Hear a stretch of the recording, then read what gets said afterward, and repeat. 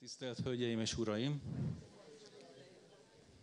Szeretettel köszöntök mindenkit a mai fantasztikusnak ígérkező kulturális programunkon. Wilhelm Zoltán vagyok, és engem ért az a megtisztelő feladat, illetve engem kért föl a szervező, hogy itt most szóljak pár szót, vezessem be a mai fő programunkat, Juhász Balázs kiállításának, illetve előadásának megnyitását bízták tehát rám.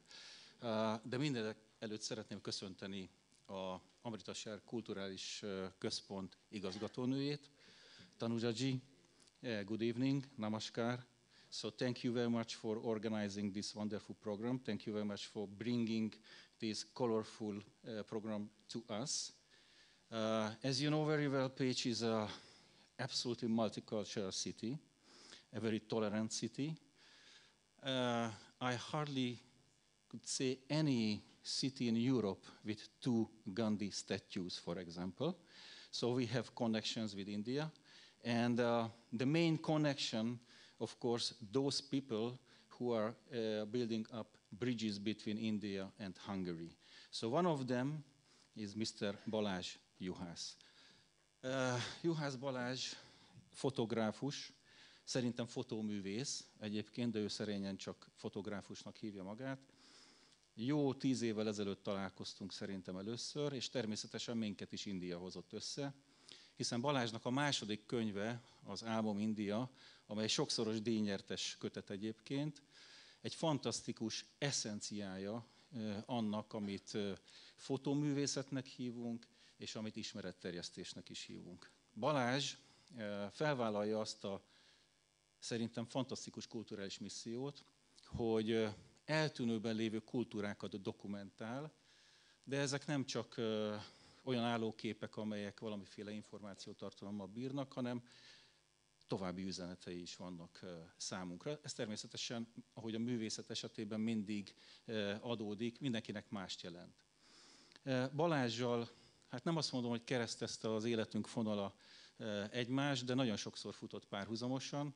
Abban a megtiszteltetésben volt részem, hogy Balázs kiállított Delhiben, én ott töltöttem 4 évet a Magyar Kulturális Központ igazgatójaként, és hát milyen sorsszerű dolog, Balázs a kiállítását a Mohácsi búsójárással hozta el, egy nappal azelőtt, hogy nekem befejeződött volna ott a megbízatásom.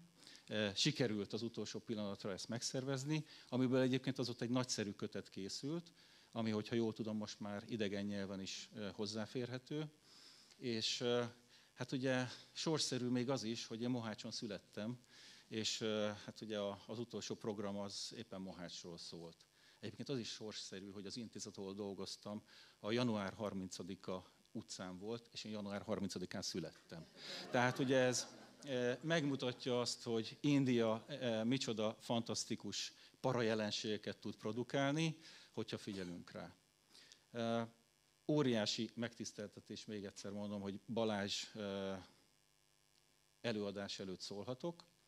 Mindenkinek figyelmébe ajánlom azt a fantasztikus képanyagot, amit Balázs készített.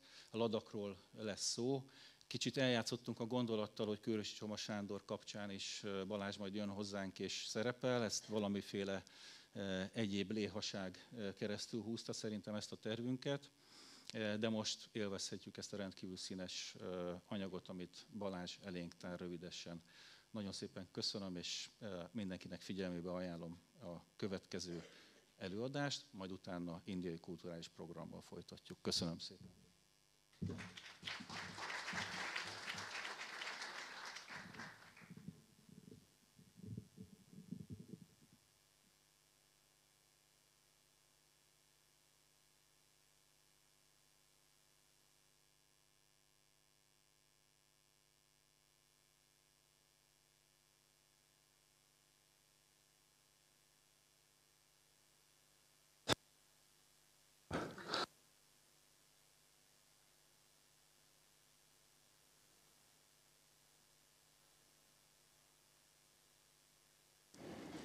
Most. Oké. Itt és most. Hát szeretettel köszöntök mindenkit. Össze kell szednem magam, ezután a beharangozó után úgy érzem. És úgy kezdeném, hogy Julei, ez a köszöntése a tibetieknek, a ladakiaknak pontosabban. Így fogadnak bennünket, amikor megérkezünk. Egy fantasztikus helyről fogok most egy előadást tartani. Arról a helyről, ahova nagyon hosszasan készültem életemben, és ahova most is egyébként nagyon készülök vissza, idén nagyon szeretnék erre a helyre visszajutni. Itt most a Covid miatt 2 év szünetet tartottunk, már 2019-ben sikerült egy rövidke kitérőt arra is tennünk lányommal, Lorával, és újra azzal az emberrel utaztam, aki egyébként ebbe a világba bevezetett, akiről később beszélni is fogok. Alattam a föld, fölöttem az ég, nem ez a pontos idézet, de szeretném pontosan idézni Veres Sándor kedvenc költőmnek az idézetét, amit egyébként a Teljesség felé című művéből egy részlet, amit Hamvas Bélának, mesterének ajánlott. Biztosan sokan ismerik ezt az idézetet. Számomra ez egy nagyon fontos idézet, amit most fel fogok olvasni. Nagyon meghatározó volt eddig is életemben, és az útjaim során is nagy hasznát vettem ezeknek a soroknak, ezeknek a gondolatoknak. Egy pillanat, fölveszem a szemüvegemet, mert hiába nagy betűkkel nyomtattam ki, szükség van már rám. Tehát Veres Sándornak a Szembefordított tükrök című művéből, ahogy mondtam, a Teljesség felé című kötetből. Örömöm sokszorozódjék a te örömödben, hiányosságom váljék jósággá benned. Egyetlen parancs van, a többi csak tanács. Igyekezz úgy érezni, gondolkodni, cselekedni, hogy mindennek javára legyél. Egyetlen ismeret van, a többi csak toldás. Alattad a föld, fölötted az ég, benned a létra. Az igazság nem mondatokban rejlik, hanem a torzítatlan létezésben. Az öröklét nem az időben rejlik, hanem az összhang állapotában. Ezek a sorok azok, amik számomra nagyon fontosak voltak, és vezéreltek eddig is. De induljunk el az elejéről, és nagyon sok képet hoztam, remélem tudom tartani ezt az 1 óra 20 percet. Sok lesz? Sose sikerült 3 óránál rövidebb előadást tartani, de majd próbálkozunk. De már rajta vagyok egyébként. Igen, itt van, már lapoznom kellett volna. Megpróbálom így csinálni, hogy lássak is. No, akkor rögtön az elején kezdve, hogy Zoli már beharangozta, az Álmom India könyvem az, ami gyakorlatilag elröpített Indiába, és itt a bal alsó sarokban látható is, Swami Bhakti Abhay Harijan, hogy az indiai nevét használjam, egyébként Leveles Zoltán barátom az, akivel eljutottam először Ladakba, illetve Indiába. 2006-ban, a Párizs könyvem 2005-ben adtam ki, utána úgy gondoltam, hogy egy nagyobbat ugrom a világba, és akkor kerültünk Indiába 2006-ba, akkor Észak-India részét jártuk be először, majd alig vártam, hogy a Himalájába érkezzünk a következő évben. Tehát 2007-ben még a Kumbha Mélán voltunk, és 2008-ban jutottam föl a csúcsra. Egy pár szót azért mondanék Ladakról is, hogy azért úgy, ő egyébként Harijan, akiről beszéltem. Most a napokban, ahogy itt készültem az előadásra, átküldtem neki ezt a képet, és rögtön azt mondta, hogy Úristen Balázs, időutazáson veszünk részt.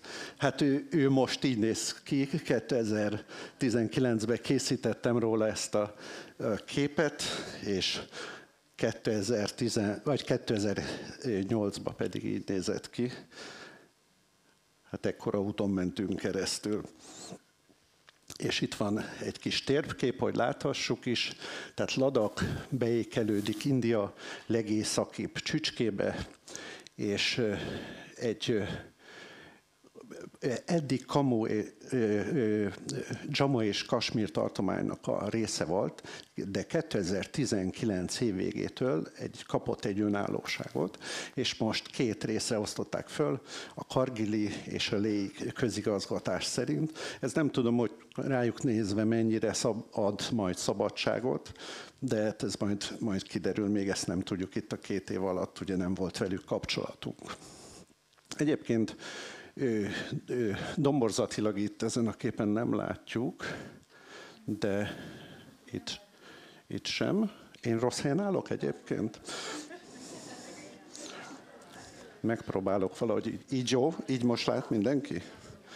Jó, ezt az erős fényt nehezen fogom viselni, de így azért megpróbálom. Tehát a ladakhi rész, amit fönt látunk, és azért van egy kicsit elszínezve a 2 felső része, mert a baloldali felső rész az már benyúlik Pakisztánba, tehát a ladakhi rész egy kicsit átnyúlik arra az oldalra is. A Himalája vonulatai veszik közre ezt a kis zárt világot, jobb felső sarokba pedig már a kínai rész is az, amiben még egy picit átnyúlik, és szándékosan bejelöltem Tibetet is, hogy lássuk, és ugye Nepál fölötti részen be tudjuk határolni, ami sajnos már Kína része. Ugye 51-ben, azért akarok erről beszélni, mert most itt ez egy aktuális dolog, sajnos itt az ukrán háború miatt is. 51-ben hasonlóképpen bevonult Kína, és úgy döntött, hogy mostantól Tibet Kína része lesz. 59-ig úgy csináltak, minthogyha megtarthatnák a kultúrájukat, autonómiájukat, de ez nem így történt. 59-ben volt egy nagy lázadás, és akkor nagyon véresen leverték, nagyon sok ember halt meg, rengeteg ember került integráló táborokba. Ez egy nagyon csúnya történet, de úgy gondoltam, hogy szólni kell róla, mert aktuális sajnos most is. Ezért úgy is mondhatnám, hogy India, amióta függetlenségét elnyerte, gyakorlatilag minek az apropóján most ezek az ünnepek is vannak, Ladak, vagy más néven Kis-Tibet helyzete, úgy gondolom, hogy India egy menedéket ad most a tibeti buddhizmusnak. Egy olyan élő hely maradt meg, egy utolsó menedéket, talán ez a legjobb szó rá, ahol még ugyanúgy a tradícióikat, életüket olyan formán megtarthatták a tibetiek, a ladakhiak. És ezt most Indiának köszönhetik gyakorlatilag, hogy ez a kis menedék még megvan.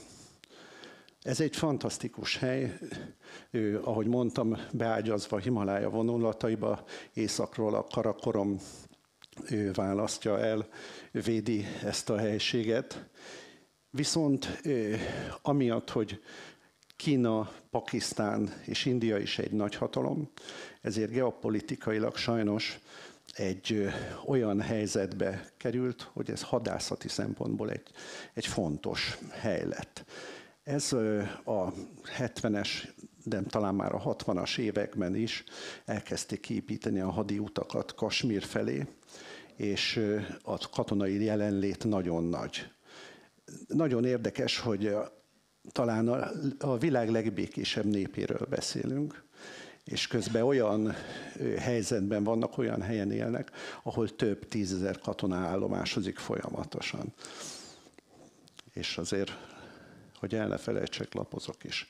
Egy olyan részt próbálok megmutatni, a piros kis körök lesznek azok a helyek, amin most végigkalauzolok mindenkit. Látjuk, ahogy beszéltem róla, fönt a Karakoram részen, ott az már Kínához tartozik. A Diszkiti rész, amit ott látunk, hogy tudok rá mutatni? Ez itt Diszkit. Tehát ez a Diszkiti rész volt a legfelső, legészakibb rész, ahova átmegyünk, innen Léből.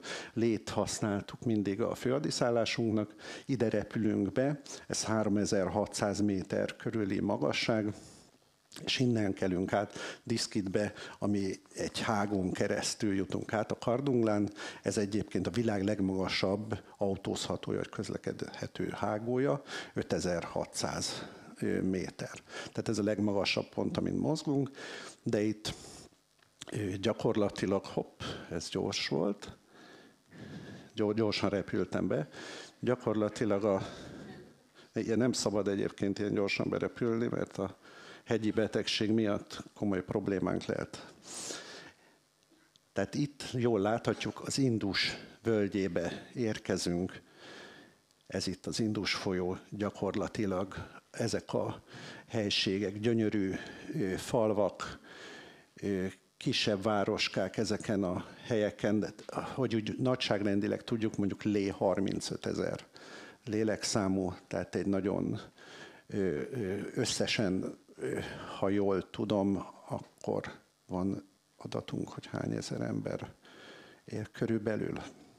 170 000, ha jól emlékszem, egész Ladak területén. És valamivel nagyobb Ladak területe, mint Magyarország területe. Egyébként így négyzetkilométerre, hogy egy-két földrajzi adatot is mondjak. Tehát ahogy mondom, egy vad nyerszépségű tájról beszélünk, ahol fantasztikus gombák, vagy monasztrik, vagy kolostorok, ha akármilyen nyelven mondhatom.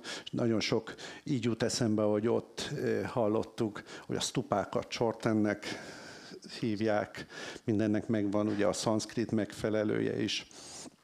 Úgyhogy majd egy kicsit ezekben kalandozom. Tehát fantasztikus gazdagságú, kulturális, építészeti, vallási, élő kultúrát találunk ezen a vidéken. És akkor rögtön belecsapnék, hogy fotókat is lássunk, ha már fotográfus vagyok. Egyébként ugye utazó fotográfusnak definiálom magam, de a Zoli nagyon jól elmondta, hogy mi a különbség mondjuk egy turista, egy utazó turista vagy egy utazó fotográfus között. Aki egy fotográfusként egy ilyen tájra elmegy, és megpróbál felfedezni egy világot, akkor az elengedhetetlen, hogy tájékozódjon, hogy hol van. Ha ő egyfajta médiumként fog, és ezt tűzi ki céljául, és visszakanyarodok az alattam, a föld fölöttem, az ég kérdésre, hogyha azt a célt tűzzük ki magunk elé, egy utat, ahol hitelesek szeretnénk lenni, ahol értéket szeretnénk közvetíteni, akkor elengedhetetlen, hogy kulturálisan is tájékozódjunk azról a területről, amit fel fogunk fedezni, hogy ne csak fényképeket dobáljunk egymásra, és ennek egy további üzenete is megmaradjon, vagyis médiumokká váljunk. Itt megpróbálom ezt a berepülést egy kicsit így több képpel megmutatni. Mindig reggel hajnalba indul a repülő Delhiből, és így repülünk föl, gyakorlatilag egyik ablaktól a másikig ugrálunk. És kezdetben egyébként tilos volt fotózni még az első útjainkon, amit már akkor megszegtem természetesen.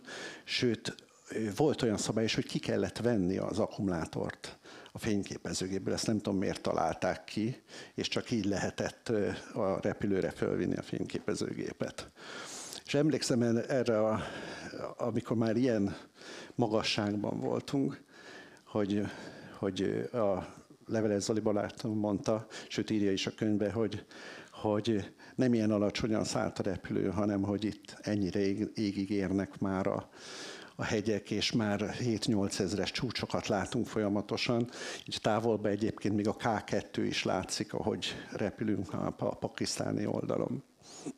És ahogy egyre lejjebb próbál a repülő ereszkedni, akkor már látjuk itt az Indus vidéket, ott már láthatóan már egy kolostort látunk, ilyenkor már rettenetesen elfog a hév, alig várom majd leszálljunk és nekiinduljunk. Ez itt Lé városkája, föntről a Lépalotából fotózok lefelé. Ez egyébként 2007-ben készült, most már tele van antennákkal, tehát ez a katonai jelenlét azért már másképpen mutatja így a Lépalota felőli látképet, de itt távolabbról az egyik kis dombocskáról láthatjuk magát a Lépalotát. Látjuk, hogy nagyon hasonlít egyébként a lászai palotához, tehát az igazi tibeti építészetet is hozta magával, tehát a nyugat-tibeti vagy kis-tibeti építészet nagyon hasonló mindenben.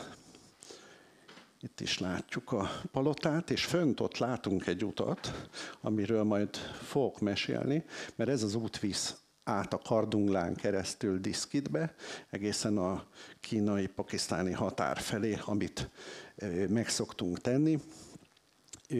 Kétszer voltam nyáron, és a többi időszakban mindig október-november az, amikor utazunk.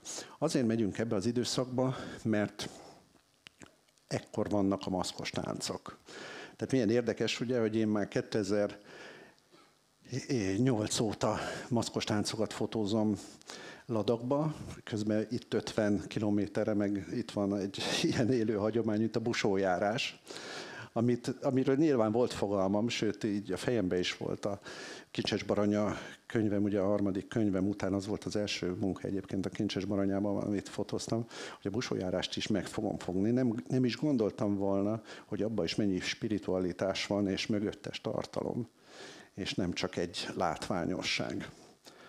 De azért nyilván van különbség, mert az itteni maszkos táncokat azért a vallás az nagyon átszövi.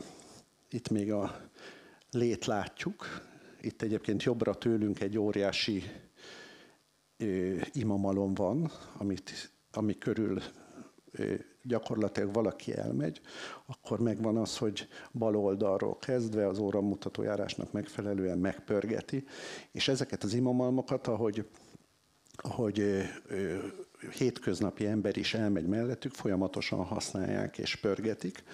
Tegnap az előadásában Zoli említette, hogy milyen praktikusan oldották meg a buddhisták mondjuk a hindukhoz képest az imákat. Ugye ők hinduk egész nap mantrákat mormolgatnak, ők meg imamalmokat, imazászlókat használnak, tehát automatizálták az imákat, viszi a szél. Úgyhogy másképpen oldják meg ezt a kérdést. Ez még mindig lében van, ez itt a Cemo Gompa, ami egy szép kis kolostor, de nem használják már annyira, és ez pedig a Shantistupa, ami azért érdekes, és itt nagyon sokszor elő fog jönni az előadásomban az, hogy a béke mennyire fontos számukra. Ezt például a japánokkal közösen építették a Shantisztupát, a ladaki építészek, és egy gyönyörű épület, természetesen a béke, és azt hiszem a 2500 éves buddhizmusnak a tiszteletére emelték föl. Ez itt az Indus völgye, itt vannak az említett imazászlók, amiket mondtam, mindegyiknek megvan a feladata, minden egyes színnek. Ezeket nem csak hidakon, hanem hágókon lehet látni, de valójában szinte mindenhova kikötik, ahogy egész Ladak tele van manikővel, manikőnek hívják ezeket az imaköveket is, majd abból is fogunk látni. És itt is látunk egy hidat, amin ez az imamalom van, amit lehet pörgetni. Ez pedig az Indus vize, ilyenkor már lerakja a hordalékát, gyönyörű türkiszkékké változik a víz, és ezt is a hídról fényképeztünk. És akkor a legelején, ahogy mutattam azokat a kis piros kis pöttyöket, most elindulunk dél-kelet irányban, Sej az első hely, még rimmelt is. És ez azért érdekes, mert ahogy megérkeztünk Haridzsan barátommal Lébe, azonnal másnap elindultunk Sej felé. akkor volt egy kis fesztivál, ez akkor nyáron volt, júniusban, egy lovas póló is volt. Egyébként a lovas pólót azt már nagyon régóta művelik, és nem is az angoloktól maradt rájuk, tehát ez egy kedvelt sportáguk. És ezen a kis fesztiválon gondoltuk, hogy rögtön megnézzük ezt a lovaspolót, odáig elmentünk egy jeeppel, majd annyira gyönyörű idő volt, és a táj is olyan gyönyörű volt, hogy azt mondtam, hogy induljunk el Tiksze irányába. És ez egy nagyon nagy hiba volt, ugyanis Sélyen keresztül, hogyha ezt így légvonalban nézzük, akkor nem egy óriási távolság, mert 20-30 kilométer, csak az első alkalommal azt nem vettük számításba, hogy 3500-4000 méteren vagyunk. Tehát az első napoknak mindig akklimatizálódással kell telnie, kicsiket kell menni, nem szabad magasra menni, nem szabad lépcsőket mászni, és ezt akkor az ember nem is érzi, nyilván érezzük, mert elég kevés a levegőnk, de úgy gondoltuk, hogy mi ezt így gyalog megtesszük, és sétálgatunk. Ezek akkor készültek egyébként, ezek a felvételek. Itt a Sélyi palotából nézünk lefelé, ott rengeteg stupát látunk, Sély és Tiksze között van egyébként, itt több száz stupa van. Ez egy fotóban is egy nagyon érdekes rész, itt már a palotából nézünk kifelé, látjuk ezt a öntözéses, teraszos gazdálkodást, ahol főleg egyébként ezen a vidéken árpát termesztenek. Ez itt a mécses szobája a Sélyi palásznak. Itt vissza egy-két képpel a tájra.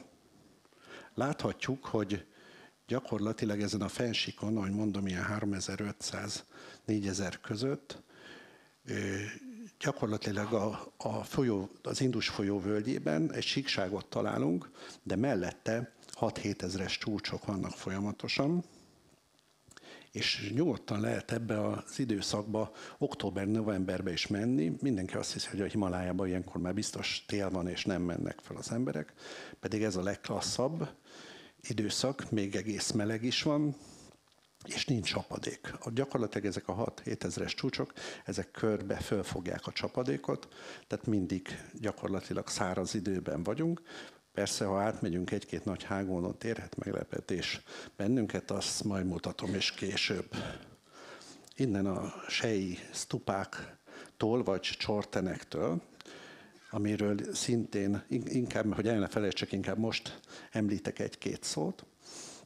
Tehát stupának vagy csortennek hívjuk ezeket az építményeket. Először Buddha halála után 8 ilyen stupát emeltek, amiben a hamvait szétszórták, majd Asoka később ezeket a hamvakat kiszedte, és több ezer stupába szórták tovább. Gyakorlatilag a buddhizmusnak egy nagyon erős szimbólumává vált, ezek a stupák, és a mai napig is hamvakat is tartalmaznak. Több ilyen stupát látunk, amik már le vannak pusztulva, és látjuk a belőle kidőlt kis erekjéket, és azok között nagyon sok olyan van, ami így ezzel a cacával, ezzel az árpaliszttel összekeverve vannak ezek a hamvak, és azok is ilyen kisebb stupákat formáznak, majd látjuk a képeken, és ezekkel van tele. Egyébként a stupáknak még van több jelentése is. Érdekes, hogy megpróbáltam ezt feleleveníteni, amit az ottani buddhista kísérőnk mondott. Gyakorlatilag az egész építmény a lépcsőktől kezdve magát a nirvánába való feljutást szimbolizálja egészen a tetejéig. Tehát ennek nagyon nagy szimbolikus világa van egy ilyen stupának. Na és ez még mindig 2008, ahogy mondtam, és ott háttérben már azok a fehér falak, azok már a Tikszei kolostornak a fényei. Útközben egy-két földművelőt fotóztunk, és itt a Tikszei kolostor. És visszakanyarodva az alattam a föld, fölöttem az ég. Legelőször Vrindávamban, hajnalban nem tudtam aludni, és kimentem egy teraszra, egy kolostorba, amikor az az érzés fogott el, hogy igen, én megérkeztem valahova, ide vágytam. Én, amikor 92-ben megnéztem a Baraka című filmet, emlékszem, hogy milyen hatás volt rajtam, hogy kijöttem a moziba, és azt mondtam, hogy hát igen, ha egy ilyent lerakhat az ember az életébe, akkor csinált valamit. És ez volt a vágyam, hogy eljussak ilyen helyekre, vagy akár egy Cousteau vagy Attenborough-nak a stábjába dolgozzak, és utazhassak a világba, hogy részese lehessek ezeknek a csodáknak. És valójában a sors így is hozta, hogyha nem is ő velük, de velem jönnek nagyon sokan most már ezekre az utakra, és én mutathatom meg ezeket a helyeket. Ez a második hely volt az, ekkor este felé már a lemenő napba, amikor ez így tudatosodott is bennem. Tehát a Vrindávani volt az első érzet, de valahogy akkor éreztem, amikor itt álltam, hogy annyira készültem ide, és ezt a fotót én láttam is előtte, egy másik fotográfustól, hogy ez milyen hely itt, és akkor éreztem azt, hogy igen, megérkeztem. És ez az út, ahogy ugye felolvastam utána az idézetet, hogy alattam a föld, fölöttem az ég, bennem a létra. Nyilván a létra az utat szimbolizálja, és az út mindannyiunkban bennünk van, és ez rajtunk múlik, hogy ezt a létrát hogy járjuk be, és ennek milyen jelentősége lesz az életünkben. Tehát számomra ez egy nagyon fontos hely. Ez a hely is fontos, mert másnap, akkor ott is aludtunk, és másnap egyébként nagyon rosszul kezdtünk érezni magunkat, ahogy már az elején mondtam, a hegyi betegség az nagyon gyorsan jön utána egy nap múlva. És utána én ezt hajnalba megtudtam, hogy hány órakor fognak kijönni ide a kürtökkel, hogy megfújják, ahogy kell a nap. Úgyhogy én nem is aludtam semmit éjszaka, és egyedül fölrohantam ezen a 11 néhány emelet magas épületen. Cikcakban megy egy lépcső fölfelé, és fölrohantam, hogy lenekések róla, és emlékszem, hogy levegőt se kaptam, gyakorlatilag itt ültem a földön, és pont ahogy fölérkeztem, akkor jöttek ki, és fújták meg a kürtöket.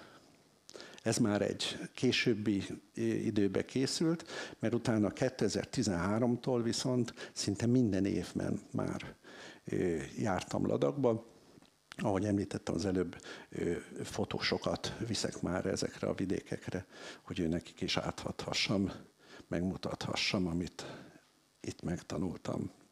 Itt van egyébként egy stupának a teteje, tehát ez már mondhatni a nirvánának a csúcsa, ez a kis ernyő, az, amit már nagyon sokan nem tudnak tovább menni. Érdekes levezetni ezt is, de hát ez a buddhizmusról és ezekről a szimbolikákról azt hiszem egy külön előadást kellene tartani. Bele is kell húzzak a Tixébe megérkezünk. Ez egyik nagy kedvenc képem. Ő Tenzin egyébként. Ez azért is fontos, hogy ezek az emberek, akik a képeimen vannak, mint hogy 10 éven keresztül fotóztam őket, nekik látom, hogy fölnőnek a gyerekek például. Ugye mindig viszek nekik képet, amikor a következő útra megyek. Nagy örömmel fogadják, és hát Tenzin itt szerintem olyan 10 év körüli, és ő most már vagy 20 éves. Már egészen másképpen néz ki, már kész felnőtt. A Tixei kolostorban több mint 100 szerzetes él. Az egyik legismertebb kolostor, amit említettem, Baraka, Samsara filmet, vagy az elődjét, a Koyanis Katsit, vagy a Power Katsit. Nagyon ajánlom egyébként a figyelmükbe.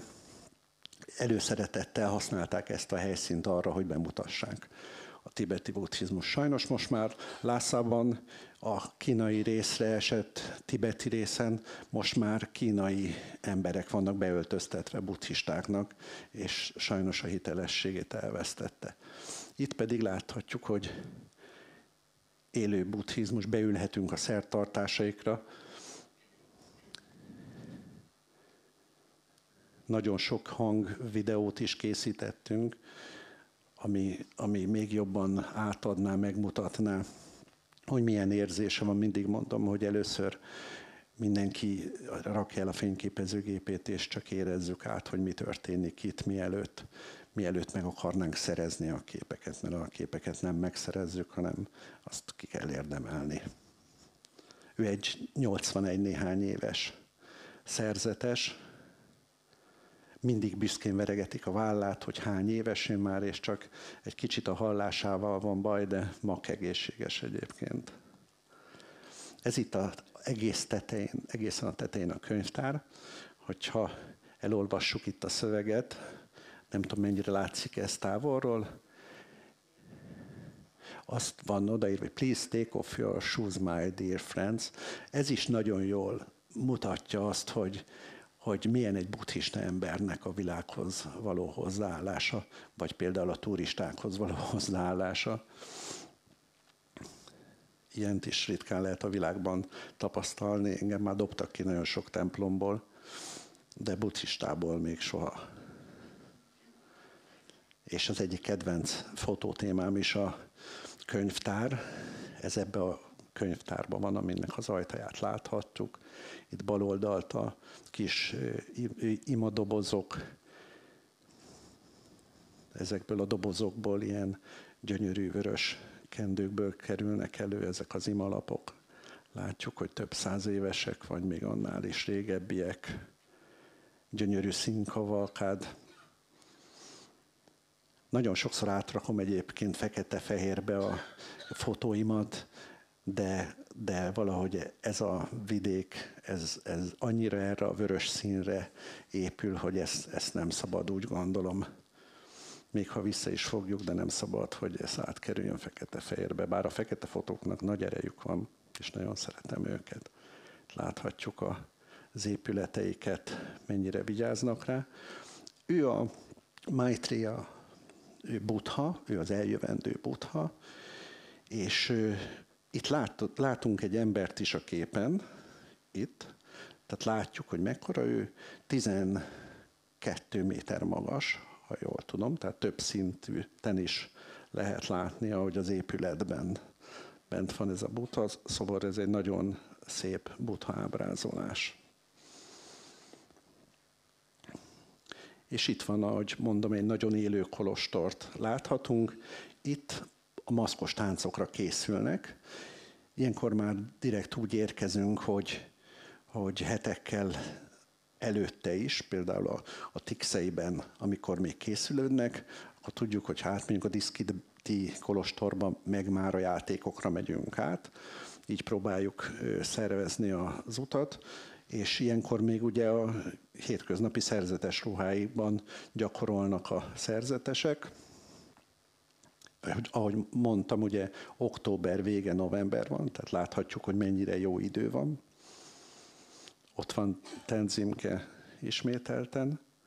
Rám nagyon jellemző az, hogy van egy-két ember, aki így megfog, és akkor őket kísérem gyakorlatilag a képeimen. Tehát nagyon fontos nekem az emberi tekintet, amikor szerzeteseket is fotózok, mert ugye több százan vannak, és fotózhatnám azt a szemüvegest is, vagy a sárga sapkást is, de sajnos nekem ez van a fejemben, hogy kinézek egy-egy embert, és akkor őt próbálom a legjobban megfogni, ábrázolni.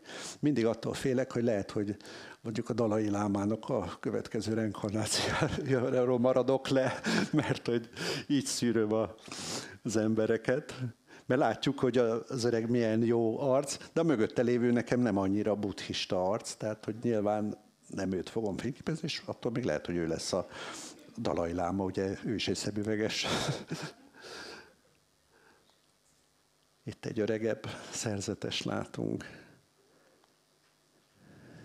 És ilyen hangulat van. És élik a szerzetesek is a mindennapi életüket, ugyanolyan emberek, mint mi. Néha adnak egymásnak egy-két sallert. Nagyon érdekes, hogy nem egy hierarchiát látunk az öregebbek és a fiatalabbak között, hanem egyfajta tiszteletet.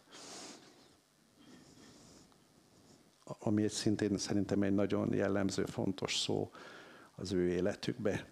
Itt is ugye készülnek már a játékokra, előszedik a kis ezeket a zászlókat, majd ezeket így föllógatva, és látjuk, tankáknak hívják őket.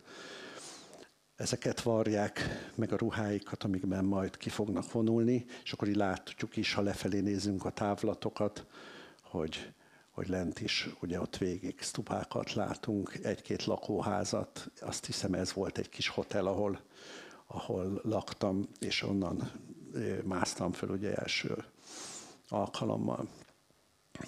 Ez az a kis terasz, amin az előbb a Tenzimke futott, és a távolba így az Indus földjét látjuk.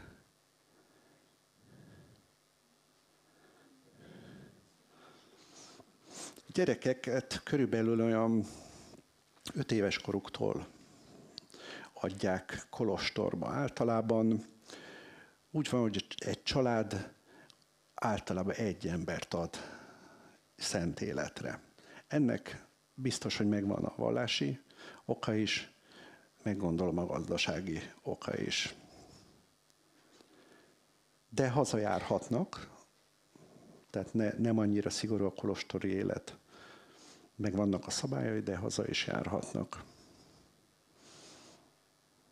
Ismét Tenzimke a másik szerzetessel viszi a jakvajas teát.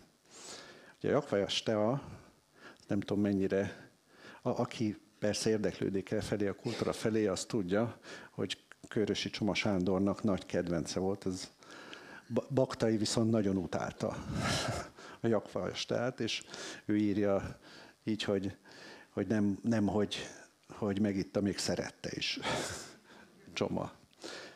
Ez pedig már egyébként a maszkos táncok alatt készült ez a kép, ahol megfújják így a kürtöket. No, itt láthatjuk azt, amiről beszéltem, hogy néha azért látunk csapadékot, és a távoli hegyek elviszik teljesen a havat, az esőt, gyakorlatilag imádkoznak is azért, hogy kapjanak vizet évről évre. Amikor ezt a fotót megcsináljuk, ez a Sztaknai kolostor egy kanyarba, akkor most már látom évről évre, hogy mennyivel kisebb a víz. Tehát itt is sokkal kevesebb hó van már, ahogy az Alpokban is kevesebb csapadék van, és ez sokféle kérdést felvet, főleg a geográfusoknak, geológusoknak, hogy mi lesz akkor, hogyha Indiába kevesebb vizet fognak szállítani a folyók. És ez az Indus.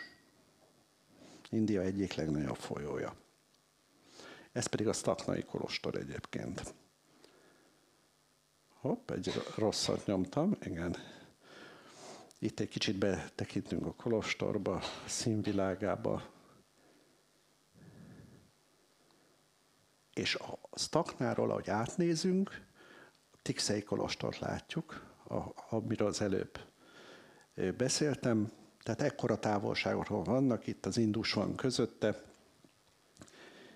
Egyik kolostort követi a másik. Egyébként 59-ig, ahogy mondtam, addig még a lászai tanításokat követték ezek a kolostorok, de onnantól kezdve gyakorlatilag önállóan működnek. Egy-egy kolostor ilyen szövetségben a másik alá tartozik, nyilván a kisebbek. A Tikszei egy ilyen nagyobb kolostor együttes, ahogy mondtam, ott már több százan vannak, itt a Sztaknán csak pár szerzetes él, és a következő, ez itt még Sztakna, a következő kolostor, ami felé megyünk, szintén nincs távolabb, mint pár kilométer, itt az Indus mellett, az pedig Hebis, itt látjuk ebbe a völgybe, egy kis faluval kezdődik. Itt ez például már a kolostornak a területe, itt egy kis iskolát látunk, és az iskoláról jut eszembe, hogy már ugye Körösi Csomát említettük, akiről majd azért még pár szót akarok mondani, de magyar vonatkozása mostani is van ennek a helynek, hiszen az Irimiás Balázsék a Csomaszrum alapítvánnyal Ugye ők építészek voltak, 15 évvel ezelőtt körülbelül arra bicikliztek, megtalálták Csoma szobáját az anglai részen, azt felújították, gyakorlatilag ki terjesztették egy világszintű projekté, és most már az Anglai Királyságot újítják föl magyarok vezetésével, és az iskoláról jutott eszembe, hogy például szoláriskolákat hoznak létre. Ez is itt a Hemiszi hegyoldal, és fölötte a Kis-Buddha szobor, amelyik lenéz a hegyről Hemiszre. És ez Csemri, ismét arrébb mentünk mondjuk egy 5-10 kilométert. Ide véletlenül kerültünk, de ugye aki Indiába járt, azt tudja, hogy véletlenek nincsenek. Úgyhogy ezt mindig csak poénból mondom, hogy véletlenül kerültünk, ugyanis ugye mondtam, hogy diszkitbe készültünk át a táncokra, de akkor egy lavina megállította az utunkat, és erről majd fogok mutatni képeket, és Csemri volt a B-terv, amit gyorsan megkerestünk, hogy akkor ezen a részen hol találunk még kolostorokat, és ez az egyik kedvenc kolostorom. Itt már fönt a felső teraszról tekintünk lefelé. Fantasztikus távlatok vannak, ezeket mi úgy hívjuk fotós nyelven, hogy léjerek, már előtte is láthattuk, hogy a pára kirajzolja a hegyek sokaságát, vonalatait.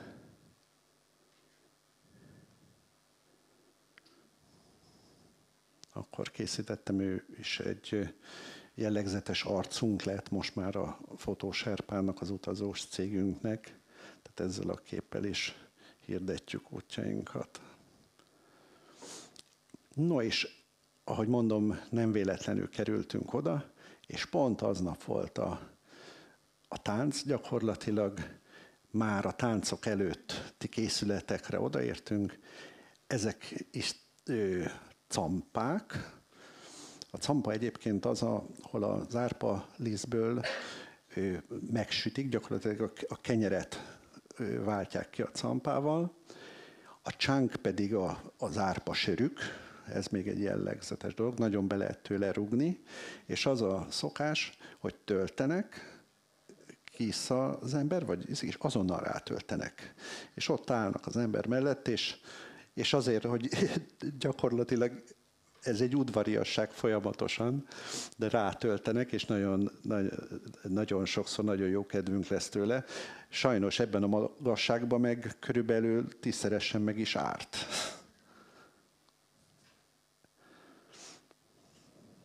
A buddhista vallás mellett még megjelenik a böhm vallás egyébként, ami előtte volt ezen a vidéken, és annak az elemei, mert emberáldozatok is voltak, tehát ezeket jelenítik meg itt a játékok során, hogy ezeket a végtagokat is föllógatják, de ez a buddhizmusra egyébként nem jellemző, annak ellenére rengeteg ilyen halálfigurával találkozunk. Ez egy igazi buddhista maszk, a maszkos táncokhoz azért nem egy busómaszk, azt láthatjuk, kicsit kidolgozottabb, itt látjuk ezeket az erekéket, háttérben a rengeteg csengőt, és mellette a vardzsát, remélem jól ejtettem,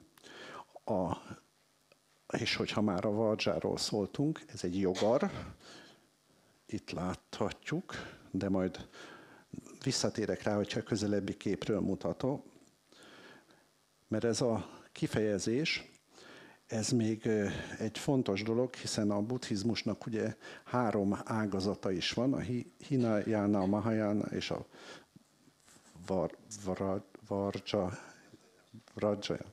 Vajrayana. Jó, most jól mondtam? Vajrayana. A Vajrayana egyébként mennydörgést is szimbolizálja, de most már, ha elkezdtem, akkor el is mondom. Mindjárt remélem, hogy találok is egy közelebbi vardzsát. Egyébként láthatjuk, hogy minden egyes kolostornak azt a lámájának az arcképét ugyanígy az oltáron jelképesen oda helyezik, és mindegyiknek másik lámája van.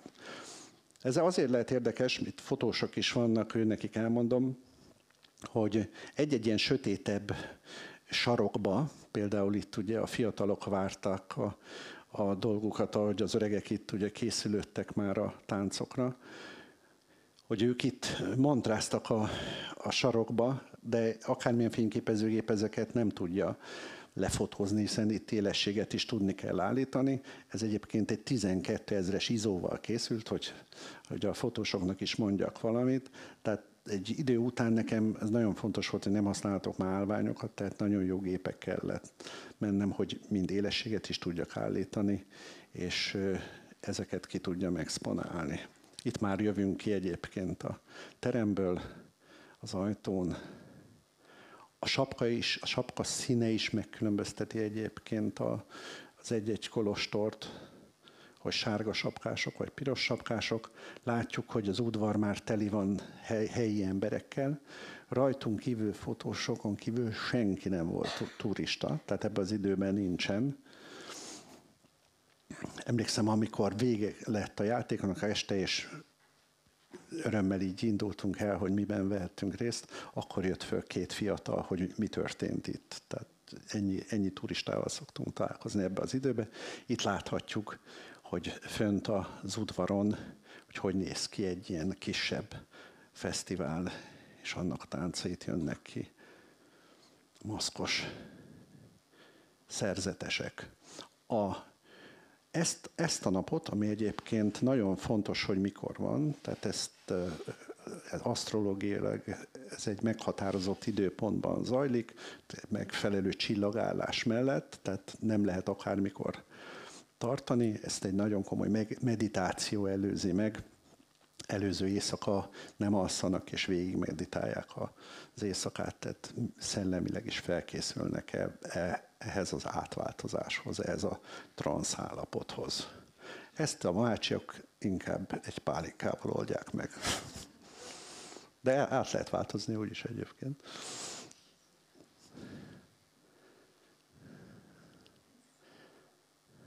Félelmetes maszkok.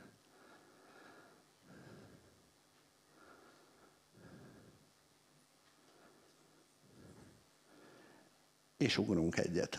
Tehát Léből eddig a dél-keleti irányban mentünk, most elindulunk a nyugati irányba. Ez itt az Indus folyó, és ide érünk nem sokára Létől egy 20-30 kilométerre a Zanskar folyó találkozásához. Majd ismételten majd visszajön az a kép, ahol így közelebbről megmutatom a térképet. Ez az út, amikor először jártam itt, akkor készítettem ezt a fotót 2008-ban. Ez most már itt, ez az út, ez betonút, és egészen Csilingig, már azutánig megy, majd azt a falut megmutatom, de ez a Zanskar folyó köti össze gyakorlatilag Lét a Ladaknak a déli részével, Zanglával. Ugye Zangla, ahogy említettem az előbb, Körösi Csoma Sándornak az a helye, ahol hosszú időt töltött. Nagyon hosszú időt, hiszen a tibeti angol szótárt is itt készítette, több ezer buddhista imát fordított le. Gyakorlatilag Körösi Csoma is, és később Baktai Ervin is nem csak a magyaroknak, hanem az egész világnak óriási szolgálatot tett azzal, hogy ezt a munkát elvégezte akkor ott, és ezt a kultúrát gyakorlatilag átadta a világnak. Ez itt az Zanskar völgye. Most már ugye az emberek nagyon nagy része, mert előtte ugye ez egy zárt, önfenntartó világ volt, most már turizmusból is élnek, és például ezen a Zanskar folyón egészen Zangláig az emberek a befagyott folyó jegén közlekednek télen, mert különben egy nagy kört kellene csinálni Kargil felé, hogy Zanglába lejussunk, és a helyiek a mai napig is járnak, és a turistákat pedig úgynevezett, ha jól emlékszem, Chandárnak hívják ezt a jégen való trekkinget, amiben nagyon gyakran be is szakadnak. Ezt régen úgy oldották meg, hogy hosszú botokat raktak a hátizsákjaik, csomagjaik fölé, tehát ha beszakadt valaki, akkor a bot fogta meg. Egy finn fotográfus fotózta végig ezt a részt, itt nagy Bécsben is tartják, egy külön galériája is van Ladakban, egy Fölmik nevű fotográfusnak. Itt is látjuk, ez itt a Zanskar völgye, egyébként ott fönt megy az út, aztán utána még följebb kerül, nagyon lassan lehet haladni, és itt nagyon gyakran fölmegyünk a busz tetejére is, amikor csak ilyen 30-40-nel megy, és fantasztikus, hogy csak az egysávos úton magunk alatt a folyót látjuk. Ő is Tenzimke, de egy másik. Csillingbe ő fogad bennünket, ő volt az első idegenvezetőnk. Akkor 5 éves volt, amikor először találkoztunk, és az 2013-ban volt, tehát most már 16 éves, ugye? Jól számolom, 22-ben? Nem jó? 13? Dehogy is.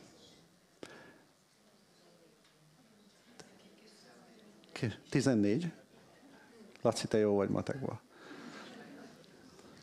Tehát már nagylány, alig várom, hogy lássam. Bevallom, megfordult a fejembe, hogy milyen lehetne az, hogy hazahozom, és mondjuk itt járhatna iskolába, és hogy mondjuk az én lányaimmal együtt töltene egy fél évet, vagy 1 évet.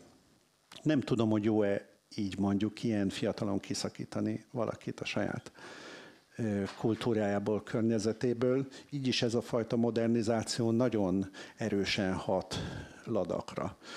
Itt Tenzimke a legelső este, éppen, ahogy mondtam, 5 éves, ott 5 éves korban már iskolában járnak, és éppen, ha jól emlékszem, urdul tanult.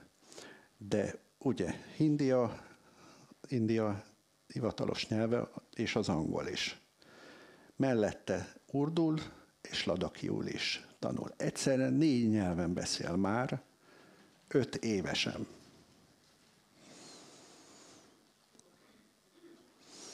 Ez itt a konyhájuk, itt készült. Ez egy ilyen homestayben voltunk, tehát itt családoknál talán összesen 10 ház van. Egy gyönyörű kis falu.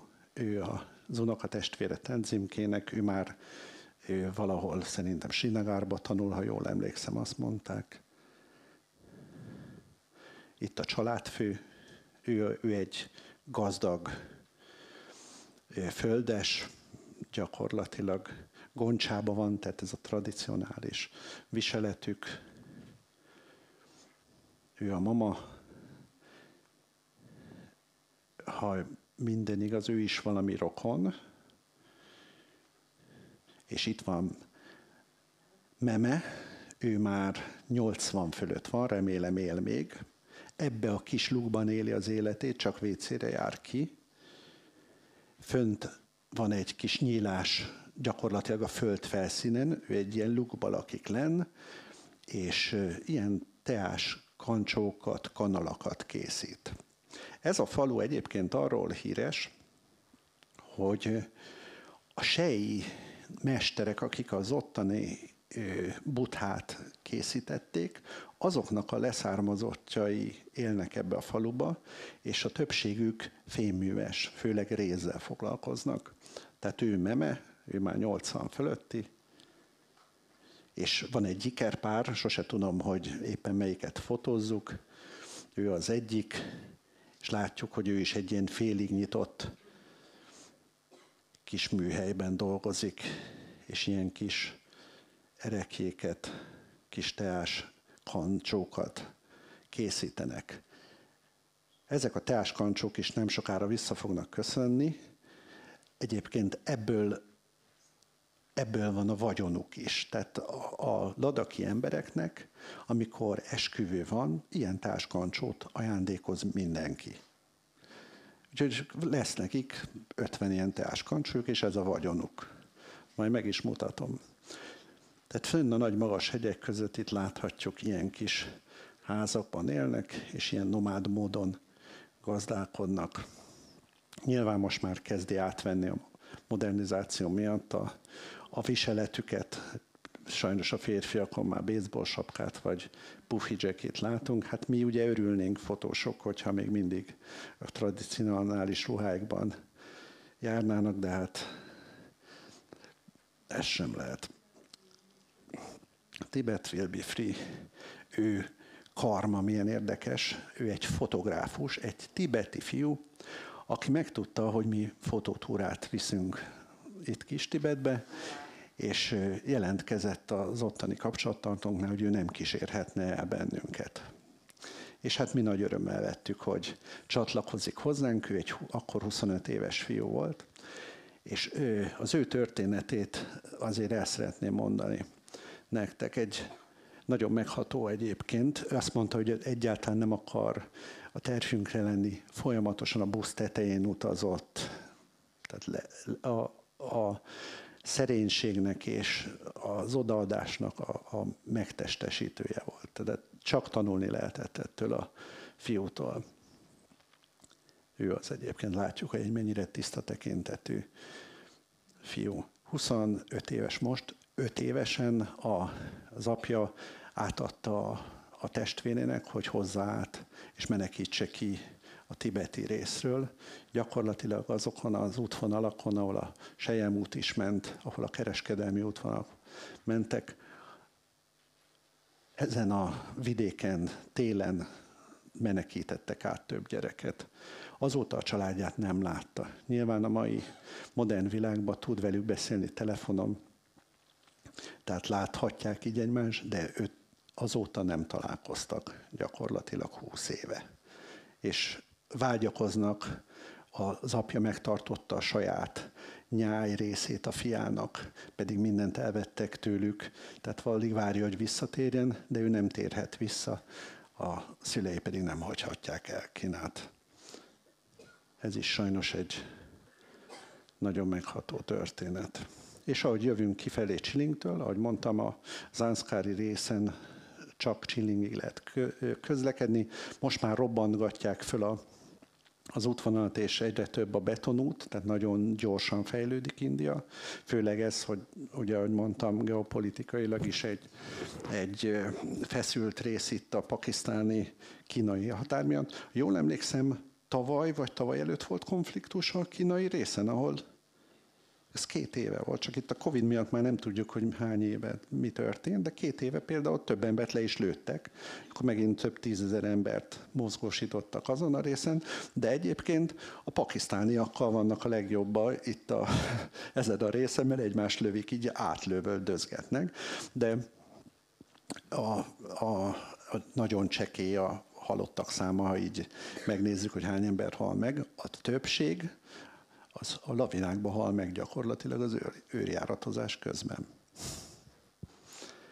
Na, itt visszatértünk egy kicsit, visszaraktam ezt a képet, hogy úgy lássuk, bár aki nem járt, annak semmit nem mond. Tehát először elmentünk ugye Sejtiksze, Stakna, Csemri, Hemis, ezt a részt mutattam meg, és most lementünk itt a Zanskar keresztesen Csiling felé, és most elindulunk Alcsi felé. Alcsiról képeket nem nagyon fogok mutatni. Van egy nagyon jó történetem, ezt nem tudom, elmeséljem-e, mert ez egy nagyon tanulságos történet.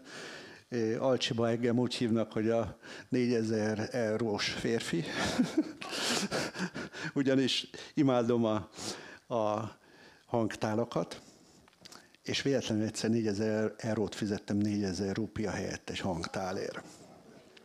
És azért mesélem el ezt, az 1.265.000 forint volt az akkori eurószámása, tehát ez belém égett pontosan ez a szám. És ez azért érdekes történet, mert 1 év múlva visszakaptam ezt a pénzt. És az ottani összekötünk, 2 hét múlva derült ki, hogy valami nem stimmel a pénzekkel, és bekattant akkor, hogy hát mire költhettem el 4000 eurót, mert annyi hiányzik, és akkor úgy kijött, hogy egyszer 4000 rupiáért vettem ezt a tálat. Egyébként az olyan 4 forint valamennyi a rupia, tehát 16 000 forint helyett fizettem 1.265.000 forintot. És Sajnos nincs meg már a tál, visszavittem a tulajdonának. Nagy szerencsém volt, ha mondhatjuk így, mert helyi árus volt. Azt mondták, hogy ha ez nepáli árus, vagy akár indiai, akkor már árkon bokron van, de ha helyi, és ő egy buddhista, akkor vissza fogom kapni a pénzt. És a részletekben nem merülök bele, a felét visszakaptam 2 hét múlva, utána rá 2 hétre 500 euró hiány az összeset. Nyilván a kísértés volt nekik is, és nem is gondolom azt, hogy hát ő csak azt látta, hogy egy idióta külföldi adott érte 4000 eurót, aztán el is tűnt. Tehát most meddig tartogassa, nyilvánvalóan már el is költöttek belőle 500 eurót.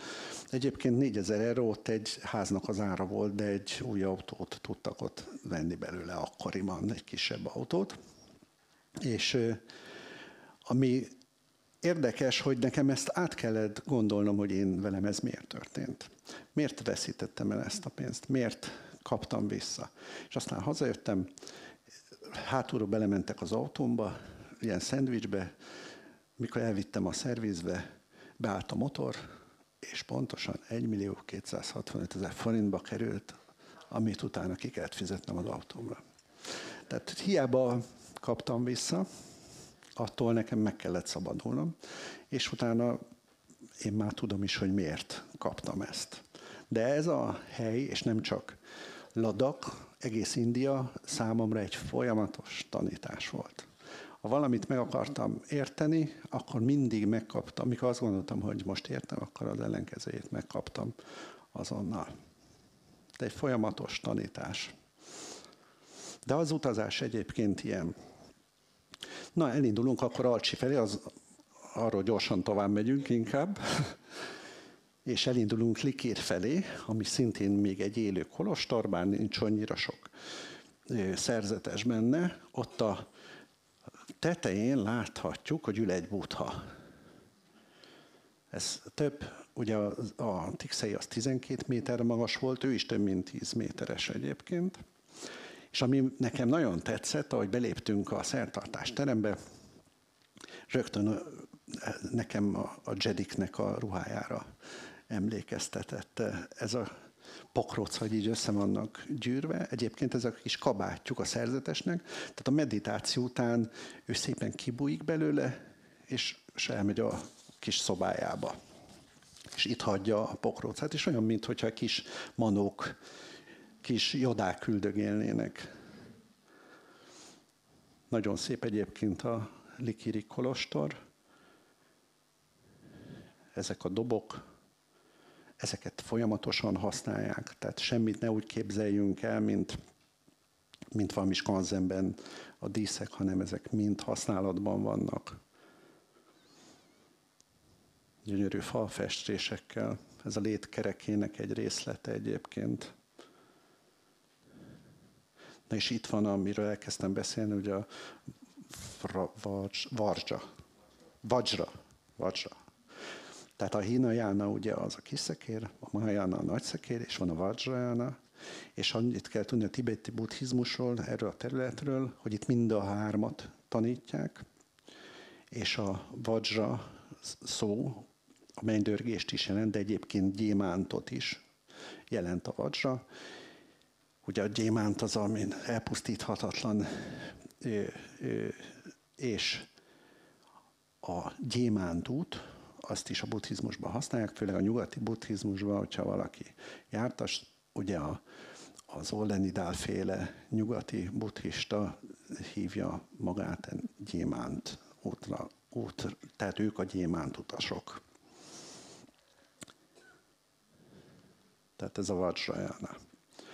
Itt van ez a caca, ahol mondtam, hogy ezekbe is kevernek akár még halottaknak a hamvait is. És itt van Avalokitesvara, nehogy rosszat mondjak. Ajajajajajajaj, rajta felejtettem a kezemet. Jó, nem mentünk sokat.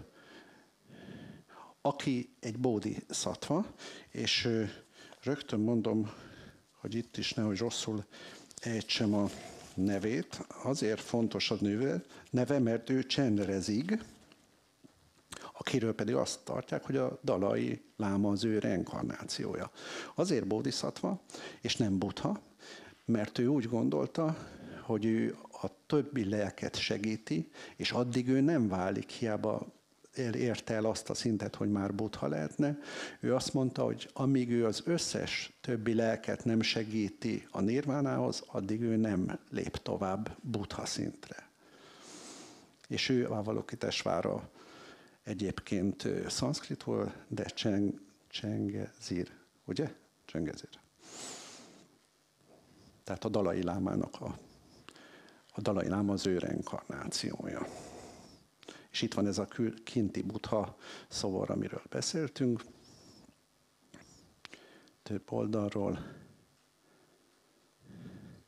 És megyünk kifelé. Ezt a völgyet mindig lefotózom. Ugye a gyönyörű nyárfák és barackfák, és itt egy pár évvel későbbi kép ugyanezzel a völgyel, ahogy megyünk kifelé. Itt még van egy kolostor egyébként, a Rizongnak a kolostor, ami teljesen be van ékelve a hegybe, oda hasonló utak visznek. Ez a legelső utunkon készült, akkor még ilyen volt az úthálózat. Aki ezt az utat járta Létől Lamajuruig, akkor csak ilyen utakon mentünk. Ott látjuk, alul van is egy lepottyant autó, és ahol nem fértünk el így egyik a másiktól, vagy kerülgetni kellett, akkor mindig kiszállították a buszból az utasokat, és látjuk, hogy egyébként ez nyáron készült, tehát akkor monszun volt, tehát az aztán még jobban megnehezíti ilyenkor az autózást. Ugye omlik a hegy, egyébként is nagyon nagy az erózió a Himalájában, és akkor aztán folyik itt a víz, omlik a hegy, esnek le a buszok meg az autók. Amikor a Lorával voltunk, mi tovább mentünk ugye egészen Srinagárig, na az az út még mindig ilyen állapotú, 2019-ben. Az egyik lány a buszban teljesen pánikba esett, és gyakorlatilag ott élezgettük a földön, annyira nem bírta a buszozást, és teljes pánikrohamba volt. Itt mutatnék egy videót, kérhetek segítséget az indításához? Ez hála Istennek nem a mi útunkon készült, de ez ezen a szakaszon van, és azért raktam be ezt, mert hát én itt nem mertem volna elmenni. És én egy kicsit ilyen biztonsági játékos vagyok. Az elején majd mutatok képeket, amikor lavinát is kaptunk, hogy milyen gumikkal voltunk, de most már nagyon a biztonságra törekszünk. De vannak őrültek, akik simán nekivágnak ennek, és el tudjuk indítani? Igen. Tehát busszal ilyen úton menni már ez is katasztrofális, de nem sokára jön majd egy vízesés is, még az alatt is képes elmenni. És itt láthatjuk, hogy azért nem 10 méteres szakadék van alattunk, hanem több 100 méteres szakadék. Most már ezeket úgy szélesítik ezeket az utakat, hogy ilyen kanócokat raknak be az oldalfalba, fölrobbantják, nem is szólnak senkinek, csak azt látjuk, hogy robbantgatnak, tehát ha egy alsó út megy, akkor nagyon kell figyelnünk folyamatosan, hogy nehogy ránk robbantsák a hegyoldalt. És akkor ilyenkor ugye a sofőr mellett ember kiszáll, azt nézi, hogy föntnek hagyjon a busz, vagy éppen itt lenne essen. Kicsit bele is pörgethetünk, mert ez egy kis manőver, egy pár lépés, bár nem tudom mennyire élvezik. De nekem iszonyú tériszonyom volt, majd erről is mesélek. De ilyenkor, igen, látjuk ott a folyót, tehát ilyenkor tényleg nem lehet más, mint röhögni, és rábízni magunkat a sorsra. Az első sofőrünk, ő egy kasmíri fickó volt, és olyan épp 20 éves lehetett, és én rögtön megkérdeztem, hogy nem lehetne valami tapasztaltabbat, és mondták, hogy hát már 10 éve vezet. És tényleg a legjobb sofőrünk volt, de ő például minden kanyarba rálépett a gázra, hogy tudja tartani a lendületet. Borzasztó volt. Na itt látjuk, van egy nem kicsi vízesés. Itt visszaszáll, mert ő úgy gondolja, hogy ez már itt nem problémás útszakasz. Az volt csak a problémás, hogy a teteje ne ütközzen. Én nem tudom, hogy ők itt ilyenkor mit érezhettek a buszba, de én biztos, hogy nem mentem volna itt át.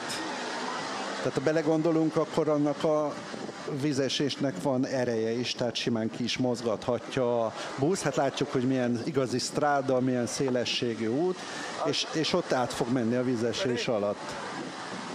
It's going to look good. It's going to destroy the camera.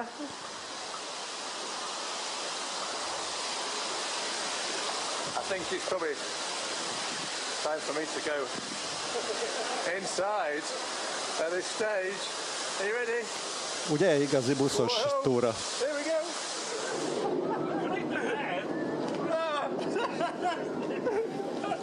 Oh no! Stop!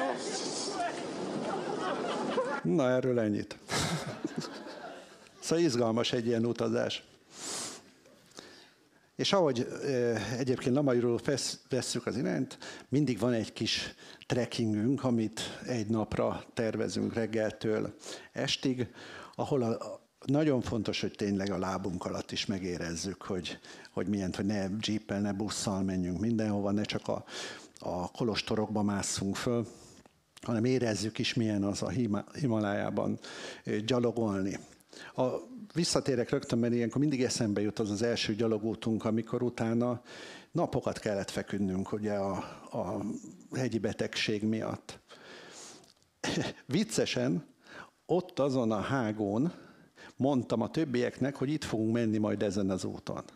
Akkor még én nem jártam ott. És tényleg ott mentünk.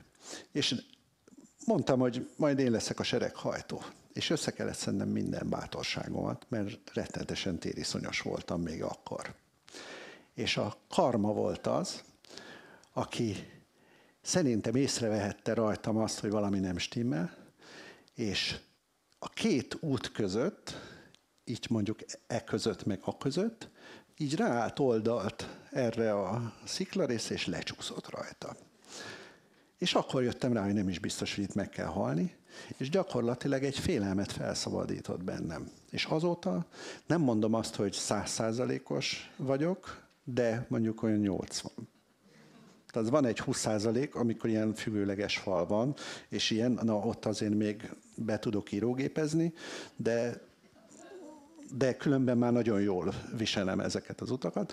Itt például ugye, ahogy mutattam, onnan jöttünk arról a részről, és ahogy felértünk ehhez a hágóhoz, akkor találkoztunk ezzel a kis lovas karavánnal. Tehát ilyenbe még belefuthatunk itt. És ez fantasztikus. És ezek a lovak ugyanezeken a kis utakon mennek, mint ahogy a Jakab is itt. Beraktam egy verképet, hogy láthassátok, hogy milyen egy csapat ilyenkor, akikkel megyünk fotósok, főleg filmesek. Itt is egyik úton én vagyok, talán pont ezt fotóztam. Ahogy jövünk lefelé ezen a trekkingen, ilyen gyönyörű kis oázisok mellett megyünk, ami abszolút jellemző Ladakra, gyönyörű fehér kis házakkal, önfenntartó kis gazdálkodással. Látjuk, hogy ahogy nálunk a keresztek, útszélkeresztek mindenhol megjelennek a kis stupák, csortenek.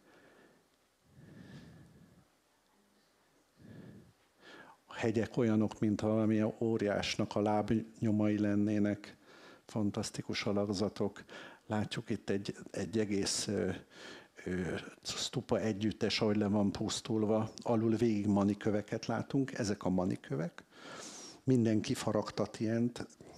Ez egy ima, főleg az Om Mani Padme Hum nevű ima van. A mani jelenti egyébként magát az imát, azért is hívjuk imakőnek vagy manikőnek. Egyébként az Om Mani Padme Humnak ugye szinte mindenhol ezt a mantrát halljuk, és mindenhova ezt írják. Nem lehet könnyen lefordítani, de valami olyan jelentése van, hogy dicsőség, vagy a lótusznak pontosan éljen a lótuszban lévő drága kő. ezt jelenti. Természetesen ők biztos megvan, hogy mit gondolnak pont erről. Ahogy leérkezünk a kis falvakba, ilyen emberekkel találkozunk. Hasonló látjuk az imaláncuk, mint a mi füzérünk, imafüzérünk. Ugyanígy a hinduk is, ők is használják. Ezt hívjuk japának.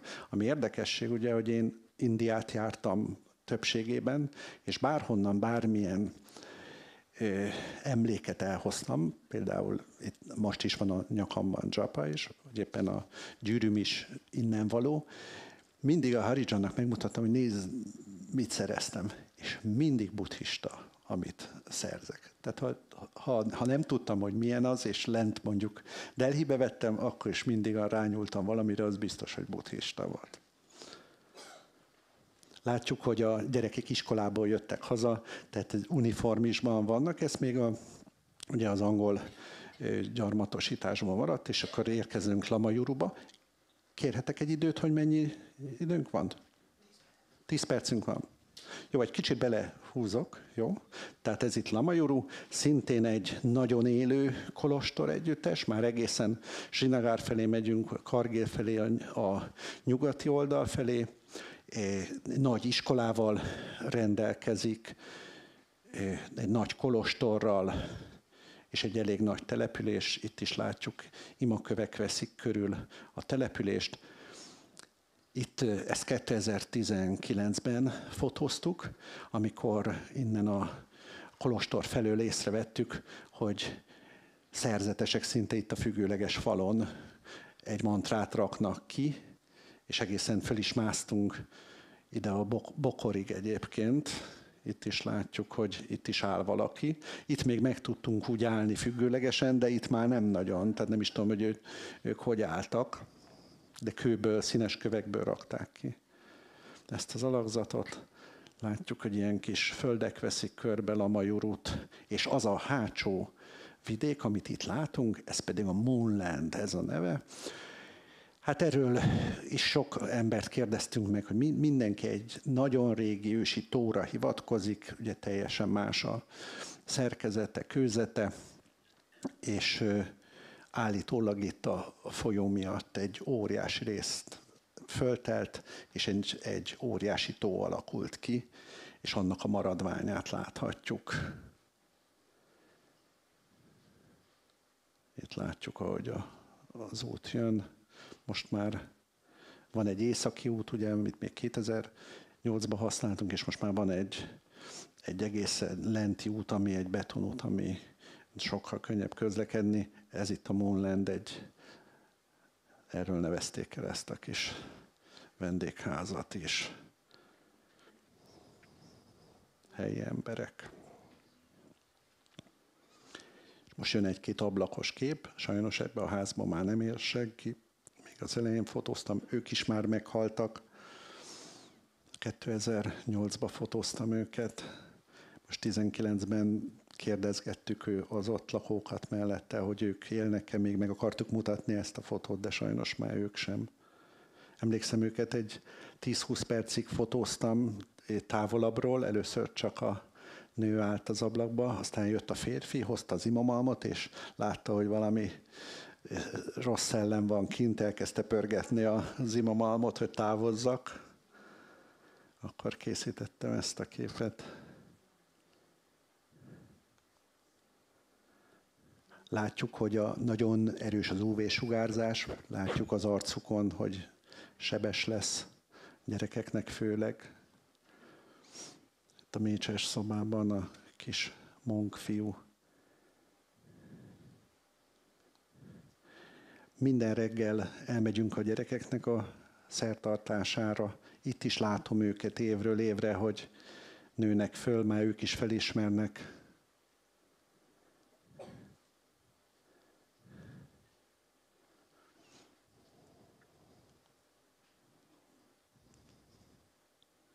Az a tanka, ami ott fönt lóg, ő jellegzetes buddhista templom gyerekje. ő például beült a gyerekek szertartására, ő egy helyi. És emlékszem, ez a fotó ez úgy készült, hogy ezt a fénysugarat láttam csak, hogy rávetül oda a szertartás helyszínére, és annyit mondtam csak, hogy már csak egy ember hiányozna oda, aki beül, és megjelent egy pillanat alatt, és beült oda ebbe a pozícióba. Akkor én már itt voltam, itt az asztalnak a másik oldalán. Itt is most több ilyen, ez is ugye a jakvaj, ezt is felhasználják még itt a templomi erekékhez is. Itt van ismét ez a vajra, ez a jogar, ő a dzsapa, ugye az imaláncuk, és itt is a kürtök, trombiták, szertartás, kellékek, és ahogy említettem ebben az időszakban, ami szintén ahhoz kötött, hogy milyen évszakban vagyunk, milyenek a csillagállások, ilyenkor vannak az esküvők. Ilyenkor mindenki felhúzza a tradicionális ruháit, díszbe öltöznek, isszák a csangot, jól berúgnak tőle.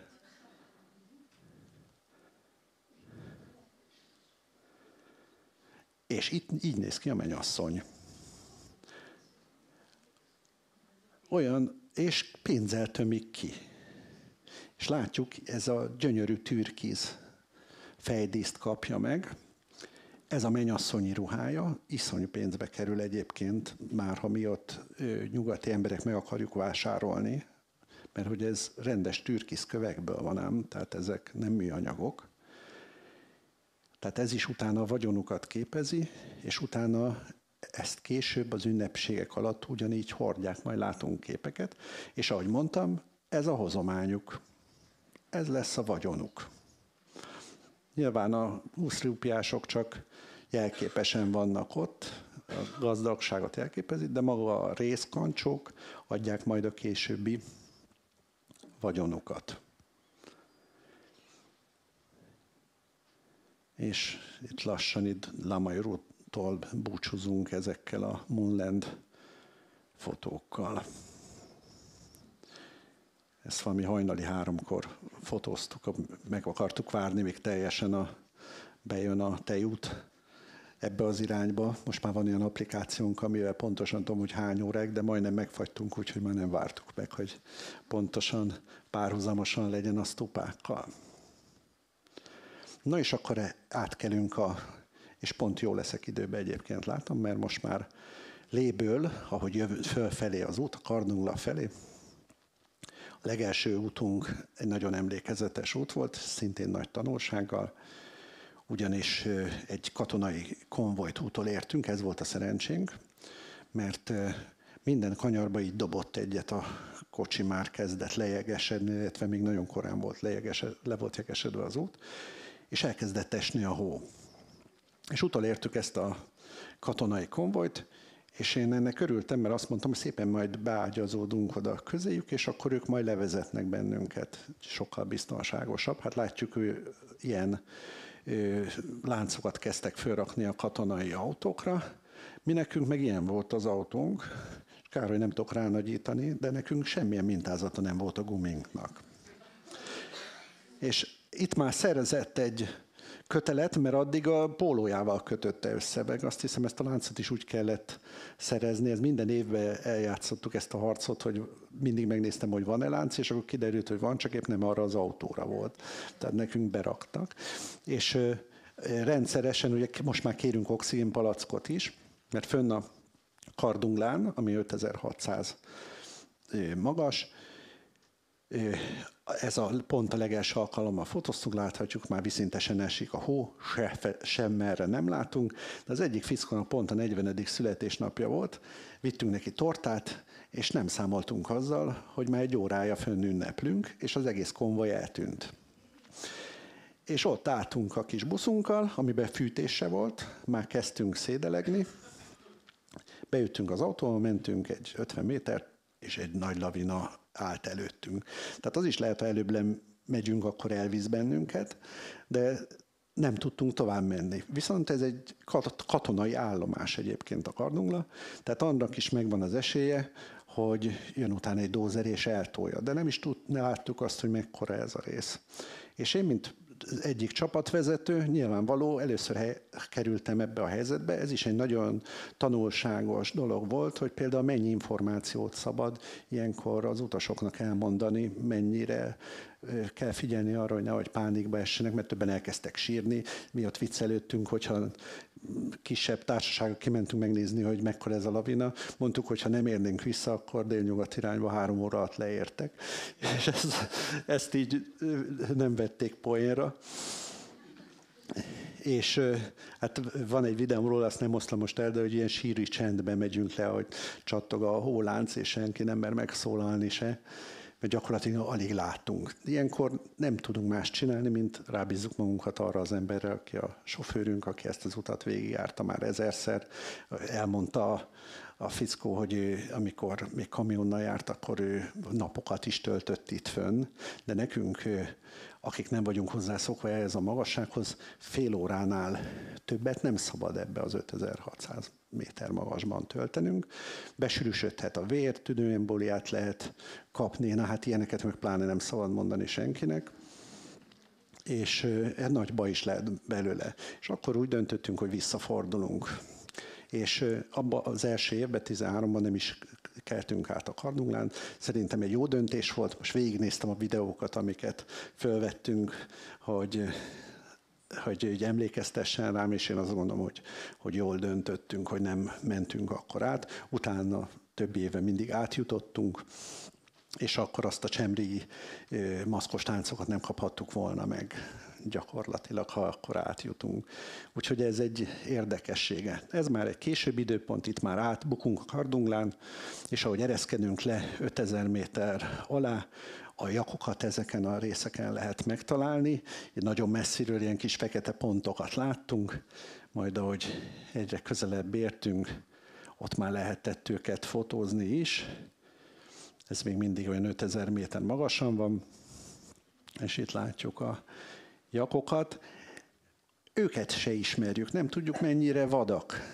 És emlékszem, ilyen mászóval mentünk, és így hasonfekve próbáltuk őket tesztelni, hogy most át fognak-e rajtunk rohanni, vagy mi lesz. De békés állatok egyébként. Most már a felső legeléken lehet csak jakokkal találkozni, de van egy kereszteződése, a dzó, ami a szarvasmarha, a fekete marha és a jaknak a keverése, ők nem ilyen hosszú szőrűek, mint ők a dzók. És ez pedig már a Nubra völgye, ahogy megyünk Diszkit felé, nem érezni sajnos ezen a képen, csak ott látjuk lenn, hogy ott megy a folyó, ott van egy kis falu, tehát nem is érezni, hogy ez egy mekkora iszonyatosan nagy mélység itt alattunk, ahol mennek ezek a folyók, és beérkezünk a Nubra völgyébe, ami egyébként már nagyon közel van a pakisztáni határhoz.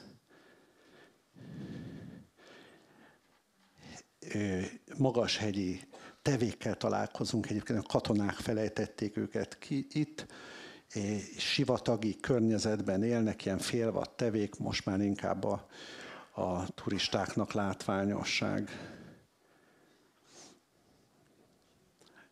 És hát azért van, itt mondjuk az a fényszennyezés, az pont a kolostorból jön, de hát nyilván ilyen csillagos eget a világon nem lehet látni, hogyha útközben megyünk, mert annyira ritkák a települések. És itt már reggelt látjuk, amikor már az emberek jönnek föl a faluból, és készülnek a maszkos táncokra. Tehát Diszkit volt nekünk kezdettől is a célpontunk, hogy az ottani maszkos táncokat tudjuk fotózni. Ők itt a helyiek, látjuk, fölhúzzák a leggyönyörűbb ruháikat.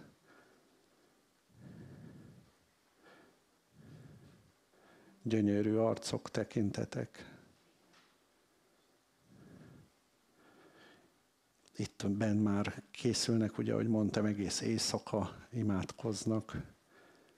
Simán beengednek így a szertartásterembe, tudjuk őket fotózni. Soha egy rossz tekintet nem volt, hogy menjünk ki, ne zavarjuk.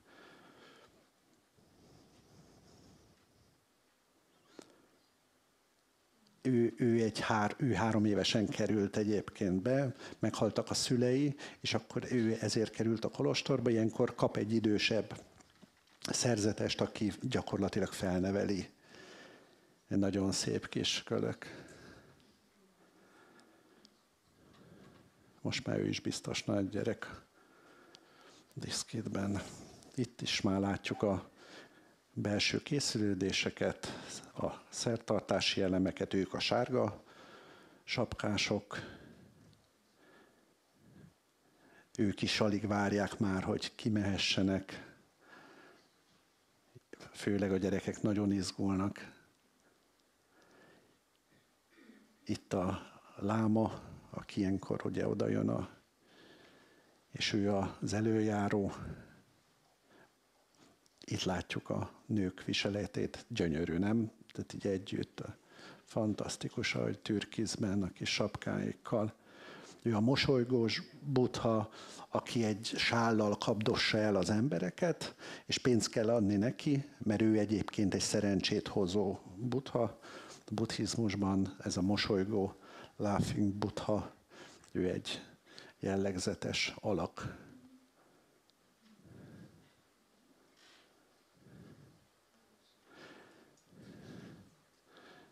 Itt vannak a kürtökkel, és elkezdődnek a táncok fantasztikus alakokkal. A végén pedig egyébként a szertartás vége, kár, hogy arra nem raktam be képet, egy késsel egy emberi formát formáznak, itt ez esetben körülbelül egy ekkora volt, és utána azt fölvágja rituálisan, valójában az ego az, amit ezzel megsemmisít, és így végződik maga a játék. Az itteni Buddha, itt láthatjuk, ő 30 méter magas.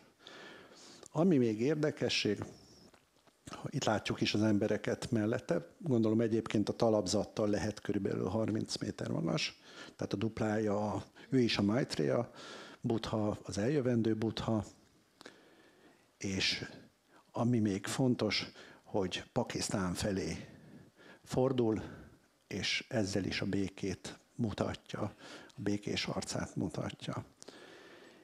És nem mondtam a hegy tetején, hogy Rigzin nevű buddhista fiú, aki mindig vezet bennünket. Van egy kiabálás a hegyről, ami úgy hangzik ladakiul, hogy Kiki szoszó lágyaló, ez pedig azt jelenti, hogy legyen béke a Földön, legyen béke az univerzumban. Úgyhogy én azt gondolom, hogy ez is egy aktuális dolog most nagyon. Én ezzel zárnám most a vetítést. Még egy-két verképet mutatok az utunkról, hogy lássátok azt, hogy mekkora egy csapat, akikkel megyünk. Itt azon a hágon vagyunk, amiről mutattam. Itt van Karma, aki így utazott ugye a tetején a buszunknak, ahogy a Kardonglán így fotózzuk a jakokat, és itt a reklámhelye a vége. Hát köszönöm szépen a figyelmet, és szerintem időben vele is fértünk.